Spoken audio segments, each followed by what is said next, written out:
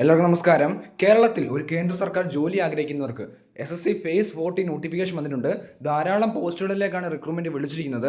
നമുക്ക് ഓരോ വീഡിയോയിലും ഓരോ പോസ്റ്റിന്റെ ഡീറ്റെയിൽസ് നോക്കാം. ഇന്ന് നോക്കാൻ പോകുന്നത് 10ാം ക്ലാസ് ക്വാളിഫിക്കേഷൻ ഉള്ള ഒരു പോസ്റ്റാണ്. സ്ഥിര ജോലിയാണ്.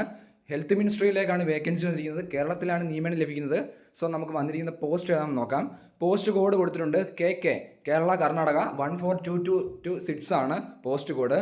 പോസ്റ്റ് നെയിം ലബോറട്ടറി അറ്റൻഡന്റ് ആണ്. കോഴിക്കോടാണ് വേക്കൻസി വന്നിരിക്കുന്നത്. കൂടാതെ ബാംഗ്ലൂരും വേക്കൻസി വന്നിട്ടുണ്ട്. ക്വാളിഫിക്കേഷൻ 10ാം ക്ലാസ് ആണ്. 10ാം ക്ലാസ് ക്വാളിഫിക്കേഷൻ ഉള്ളവർക്ക് അപ്ലൈ ചെയ്യാൻ സാധിക്കുന്നതാണ്.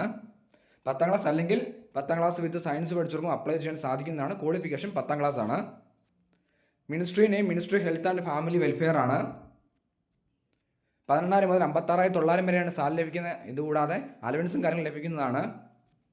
ഏജ് ലിമിറ്റ് പറഞ്ഞിരിക്കുന്നത് 18 മുതൽ 25 വയസ്സ് വരെയാണ് അണ്ടർ റിസർവിന്. 28 വയസ്സ് OBCയും 30 വയസ്സ് വരെ SC/ST കാൻഡിഡേറ്റ്സിനും റിക്രൂട്ട്മെന്റിൽ അപ്ലൈ ചെയ്യാൻ സാധിക്കുന്നതാണ്. കേരളത്തിൽ തന്നെയാണ് ഇതിന് എക്സാമിന് സെൻറ്ററുകളുള്ളത്.